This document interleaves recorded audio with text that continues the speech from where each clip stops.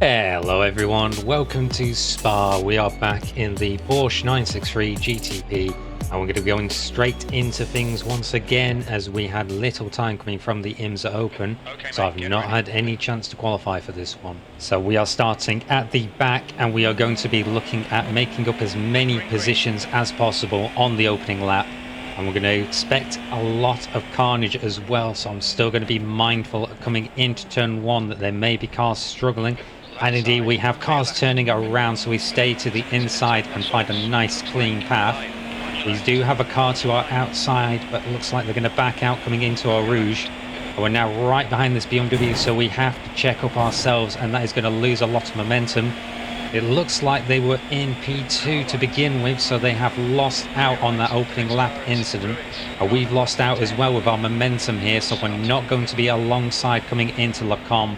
So I will have to simply try and follow them through and leverage my experience on the cold tyres, as they may have overcooked theirs in avoiding that incident. So I'm just going to try and glide through here and take an opportunity like that as they run wide onto the sand. We look to the inside here into Bruxelles, but I do not get enough of an overlap to make it awkward enough for him. So he's still going to hold on to position, but we at least managed to keep up right behind him here and apply that pressure, though we are still receiving some from behind with that Penske Porsche in our rear view mirror. So as we come into Pouhon, I'm still mindful of my own mistakes, but I'm watching that BMW running wide here, really pushing his luck on the tyres. I do look to the inside there, but I'm not brave enough to dive late into that stage. I just want to make sure we're going to both survive the opening lap, because I'm expecting there may be more mistakes from the people around us here. So I just want to manage it as best as I can, because I want to breathe life into these tyres nice and slow. As we see everyone starting to really push as much as possible, running wide again into the sand. We are right behind the BMW here, so I'm still lifting a little bit on the cold tyres because I can't pressure them too much. But I still want to be as close as possible because we might get an opportunity into the bus stop. He defends to the inside, so I do take the outside line here, trying to hope he's going to get boxed in with that Cadillac. Now I really try and hold it tight on the second apex. There is contact, and we are still now side by side coming across the start-finish line. This is disadvantageous to me because it is difficult at the best of times to come around the outside at turn one.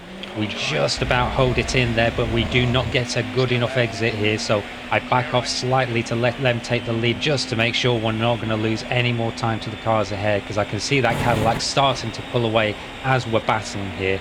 But we've made it through lap one, so we can review those incidents that we saw. Starting with this guy who didn't even make it to the first lap, unfortunately making the mistake we've all done. But that does not excuse this manoeuvre, reversing straight into the oncoming LMP2s. Getting very lucky there not to have a serious collision, though this one came very close. And lap one, turn one is always going to be problematic, but we expected this and I was able to find a safe passage as we come past here. The lead Cadillac there almost got away with it, but he got collected by this following LMP2, unfortunately ending both of their races. We're straight back into the action as I'm still following this BMW ahead of us.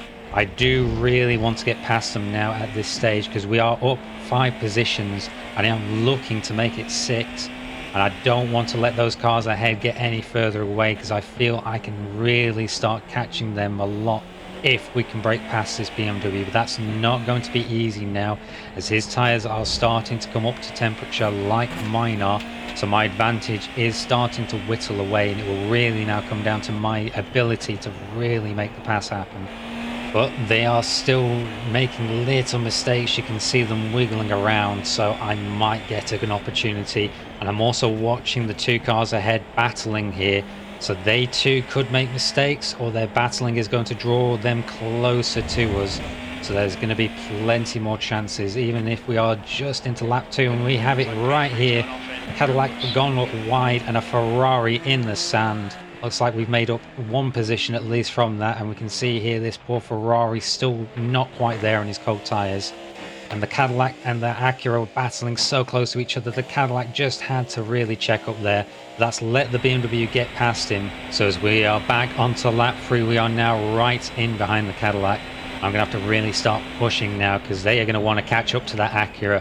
So you're going to see now we are taking the optimal line through Le Combe. You have to cut those curbs so much now, but with the tyres being up to temperature, the car is a lot more stable in doing so, and that's going to give me a lot of time back. As you can see, the cars are now slowing up ahead of us as we have a lapped GTP car from earlier in the race. That turn 1 incident looks like they managed to rejoin, and they've let everyone through, but they really cut across us there, and I get a big wiggle as we tried to get the power down and get past him. That's going to let the Penske Porsche that was behind us start really catching up, as we've lost a lot of time there. The lapped GTP lets them through, so they get minimal time loss in all of that. And now you can see the gap that has built up, so I'm going to have to work once again to bring it back down, as I need to stay nice and close. We are in the battle for P3 here with that Acura leading the group, so I still need to stay within reach should they start battling or making mistakes. With the tyres coming up to temperature now, everyone else is going to be really pushing and maximising that track use. You can see it's going to be a much better braking here into the bus stop, and with them fighting ahead of us, we're going to be looking for opportunities, which we get as the Cadillac takes evasive action to our right. We're now side by side coming down the start finish line for the second time now with this Cadillac. I'm going to try even better to brake later and still be mindful as we come very close to that BMW and get on the power nice and early, but I follow the BMW into the sand out of instinct. We are better alongside the Cadillac than we were with the BMW earlier, but I still back out, just wanting to not go side by side through Eau Rouge and lose time unnecessarily. However, now the Penske Porsche behind us is going to start applying pressure. You can see us in our rear view mirror drawing closer with the slipstream, so I do defend in the middle of the track and just make sure I cut Le Combe as I normally do here. They were not close enough behind, and in fact they've now gotten a Cadillac alongside them. There is contact between the two of them, sending the Porsche off into the sand. It's like it was an unfortunate incident here. The Porsche did have the Cadillac alongside them, but they just turned into them there, but thankfully they were caught by the sand before hitting the barrier. We'll draw up Lopez's onboard here. He's in that Acura that's leading the pack, and they are now really feeling the pressure from that BMW behind them. The BMW has some nice bright lights as it runs during the day, so it's always very obvious when you have one of those in your rearview mirror, even though they are normally a rare sight in the current Cadillac meta. And even rarer to see one of these Porsches. I'm only one of two in this second split race. The top split race was entirely dominated by the Cadillacs and one Ferrari. I'm watching the pack because we are very closely bunched up here, so a lot can happen quickly, so I need to be on my reflexes in order to respond and avoid any potential incidents. But I'm doing my best here to stay close, and you can see just how much they're pushing with that BMW once again running wide as we're onto the back straight here. Lopez has managed to pull a bit of a gap, but we are all still so close together that it only takes one mistake for it all to end in tears. That's why I take this off-center braking line into the bus stop just to get a nice clean line. And now the cars ahead are fighting once again side by side coming out of the bus stop. This is going to give us a good opportunity here, so I want to set up to follow the Cadillac down the inside, hopefully putting us alongside of that BMW. I'm now just watching, and the Cadillac does have contact with the BMW, and that's going to lose a bit of their momentum, but they are still side by side. The question is, are they going to do that going into Eau Rouge? No, they do back out sensibly, but they are still right behind the BMW. However, they do not get a good run through Eau Rouge and Raidillon, and we get a very good run ourselves, so we are now going to draw alongside the Cadillac, using that side draft to slow them a bit. And I'm going to go down the inside into Le Combe, trying to make sure I take as much of the curb. There is a bit of contact between us, and we are still side by side, so I can make sure I leave them the space on the outside here. We just about stay ahead here coming into Bruxelles. Cadillac does make a little bit of a late brake lunge to try and stay around our outside, but we're able to finally secure the position from the battle that started going along the Kemmel Straight into Le Combe. And we've not lost too much time either to the cars ahead of us here, so I'm able to start closing in once again with Ruiz in that BMW, who is certainly now feeling the pressure, seeing me back in his rearview mirror here. He's run wide there through the chicane, and then he really checks up here coming into that long right corner. That does give him a bit of a gap, but we get a good enough exit here so we can start clawing him back in using that slipstream. And this is all flat out here now with the warm tyres and the downforce of the GTPs. So I'm going to be setting up for an opportunity into the bus stop. I do have a little bit of a lift there. He does not defend, so I go down his inside here. I try and make sure I leave plenty of space by cutting wide. Now I really try to carry the speed around the outside, and that has now put us on the inside finally as we are side by side into turn one. I just need to make sure I hit my braking marker here. He does try to brake later to carry the speed around the outside, but he brakes too late there, and we're able to get the better exit, and we are finally got ahead up into P4. Ruiz is still right behind us now though, so I need to make sure I get a really good run through Eau Rouge and Radion, and that's going to leave him now tucked in behind us down the Kemmel Straight. Surprisingly for me though, he does not take the slipstream at this stage, which tells me he is likely not going to attack us into Lacombe, potentially wanting to not let Hugo, who is right behind him again now, get an opportunity to retake his position. Now we have finally solidified our position up into P4. That is 8 positions by lap 6, and Lopez is just ahead of us, only 1.5 seconds now, so I can start getting my head down and working on catching up to him. It's just going to be a question on whether I'm going to succeed in doing that before we catch up to the GT3s, who had just appeared on our relative, and 1 lap later we have caught up behind Lopez, but we are now coming up on the first of the GT3 traffic. This is going to be a very crucial moment here, because for my strategy I want to undercut everyone by pitting before the GT3 traffic. Otherwise here, like with the leader in this white Cadillac, it's so easy to get held up and lose a lot of time. That Lamborghini held him up, and then he gets a big slide on the exit, and that's P2 right behind him in the blue Cadillac, so they are very much entangled in a fight. So coming into the bus stop behind Lopez, I'm going to peel off into the pits, followed by Hugo in the Cadillac behind us, and we're going to see just how fast we can get this done, as it's not easy to win the race from the pits, but I can very much lose from here. So it's crucial to make sure I meet my pit box exactly at the right time, and I've got the right amount of fuel going into the car. So as we pull in, we can start watching that timer starting to tick up. It goes a long time for me in the pit box, but 12 seconds later we can pull off, and we can hear that lovely GTP bump start kick in as we enter the fast lane and move towards the exit of the pits. We're going to be coming out into free air here, so I'm going to be very much on the power straight away, listening to that 4.6 litre V8 twin turbo sing in the background as we kick off down the straight towards Eau Rouge and Radion.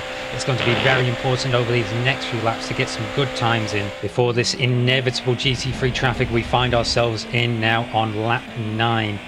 We've managed to get a good few laps in, but you can see Hugo is still not that far behind us here, so I need to navigate the traffic as smoothly as possible to minimize that time loss. And coming down the straight towards Eau Rouge and Radion, we're going to get quite lucky with this first GT3 traffic here, getting past all 3 of the cars. But later in the lap we did get slowed up a little bit by this Porsche coming through the chicane, and then we had a bit of a close call here following this McLaren and Porsche. McLaren just about saw us at the last minute there, but he was moving over as we were coming past him. Now by lap 11 everyone has done their pit stops, and we are up to a net P3 position, and we're going to get another reward here with P2 coming out of the pits just in front of us with that McLaren GT3 between us. So I needed to work, and a few laps later once more we have managed to catch up to P2 with P1 just a few seconds up the road here. There was some lapped GTP traffic once again holding them up a little bit, so we found our little pack here now extended all the way to P1 from P3. We did have cars not that far behind us, so we were still all fairly quite packed together, which is a rare thing in IMSA where normally you find yourself spaced out after the initial opening laps. This gave me a great chance in that we might still actually be on for a battle for P1 if we played our cards right. So on lap 14 I've managed to close the gap a little bit now to P2, and P1 has managed to get past that lap GTP traffic, but I have a big moment coming through Lacombe, just not getting over the curb enough, which really does unsettle the car. However, we got lucky enough that ahead of us in Bruxelles, P1 had this massive moment. That's the lap to GTP that got past him, and now you can see P2 is right underneath his tail. They're getting a good look in there, and that's going to really start putting the pressure on P1, who did have a comfortable gap to begin with at the start of this lap. And that's going to give me a great opportunity to start clawing back the time from my big mistake into Lecombe. But that's not going to be easy, considering that Camelo ahead of us in P2 has been one of the faster drivers this entire race. But I have just taken the fastest lap off him. This is not going to be easy. He is going to at least be held up now, though, by P1, who is putting the pressure on. As you can see here, they are nose to tail almost coming through that sector, which is very difficult with the downwash from these GTPs. But with that comes the slipstream, which P1 is trying to break here by weaving left to right down the Kemmel straight. Camelo is close enough, so they do defend into the inside at Lecombe. Camelo seems to get a better line, but P1 has a bit of a moment going over the curve, so Camelo gets really slowed up there, and we're able to close right in behind him. Had I been in a better position, I could have gone down his inside, but for now that opportunity's gone, so I just need to settle in once more and try and stick with him here so we don't lose contact with Johnny in P1, as we are running out of time over these last few laps. And coming into the bus stop, I am now much closer to Camelo, so I'm going to take my normal line just in case he makes any sort of mistake and I get a good line. I want to set myself up in case he makes a mistake here, because I want to get past him now at this stage and then start challenging Johnny for P1, as Camelo just doesn't seem to have the pace to be able to make the move himself. The GT3 traffic there does very wisely to stay off to the side. This is a fierce battle for the GTP lead, and he does not want to be any part of it. But we do have LMP2 traffic ahead of us, which is going to throw a spanner into the works. So for now, I just need to try and make the move before then, otherwise things will get far more complicated. Camelo is still getting the slipstream from Johnny ahead of him as much as they're weaving, so I'm just going to rely on the fact I know I can be very strong here, taking this line through Lecombe. I'm just going to try and time this right. I'm almost to the outside of Camelo, but he's just there, so I have to back off a little bit from it. And that then means I do not have an overlap into Bruxelles. We are now much closer to him here, so I'm just going to try and again set myself up either out of Huon into that chicane section, or later into the bus stop once again, the two main overtaking opportunities around this track. So now I need to just make sure I get Huon absolutely nailed. I do hit that inside curb, which sends me a little bit wide and delays me getting on the power, but I'm still very much up behind these two. And you can see I can be that bit braver on the brakes into the chicane section. But I do struggle a little bit of the exit. The Cadillac does have that little bit more downforce over the Porsche. And again, coming out of this right hand corner, I do get a bad exit, which puts me over the sand and gravel, slowing me down. But Camelo is now right behind Johnny, and we have GT3 and LMP2 traffic ahead of us. Johnny takes the inside, Camelo to the outside, and Camelo then goes into the back of that LMP2, and there's further contact, sending Camelo off into the sand. That puts us up to P2, but we have to review why Camelo has just taken that outside line there and potentially ended their race. Johnny took the sensible line there. You can see the GT3 moved over for him, and Camelo is off the track trying to rejoin into that LMP2, which is just never going to work for him here. I can only fathom that the GT3 moving over spooked him and made him think he had to go all the way around the outside in order to stay close to Johnny. You can see just how far off the track he was here from this exterior view. And the LMP3 was already as far right as they could be there, so there was very little they could do. But now we have everything to do as we are on the last lap of the race. You can see the white flag in our overlay, and we are only just over a second behind Johnny in front of us, and there is GT3 and LMP2 traffic once again, which is going to slow him down here, so we're very much in with a chance, especially not knowing what sort of state Johnny's in, if he still might need to try and save fuel on this last lap.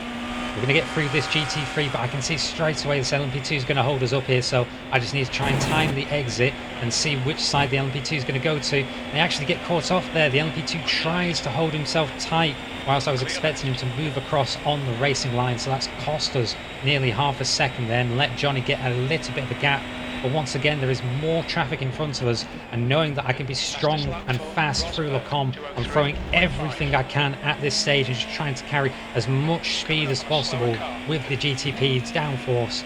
And again, Johnny is now being held up by an LMP2. We have a GT3 off to the side of Bruxelles, thankfully staying clear of everything. That's costing Johnny more time with that LMP2 traffic, and I'm hoping that we should be able to get past them now before Pouhon. Just about as we come across their nose here, but I'm going to brake a little bit too late into Pouhon, and we're going to go wide here, and we collect our first 1x of the race, making me rather annoyed because I had been hoping to win this race with a 0x. Still, 1x is not going to be the end for us, especially when I can see Johnny now being held up once again by the Porsche, but I carry a bit too much speed into the second corner of that chicane. We go very wide. That then carries on and means we do not get past the Porsche in time, and that unfortunately is going to take away our last potential chance here of being able to catch up and overtake Johnny into the bus stop. Even with the GT3 traffic he ran into in the last chicane, we weren't going to get any chance at P1 unless something catastrophic happened. But we're still going to come across the line in P2, up 10 positions from where we started in P12. Quite the finish considering everything, and perhaps if we had been a little bit more consistent we would have been able to have a chance for P1. I'm still happy with that considering we're going to get a boatload of SR and IR from where we finished. So that is the end of today's race. I hope you have all enjoyed it. Please leave a like and subscribe if you did, and I hope to see you all again in the future.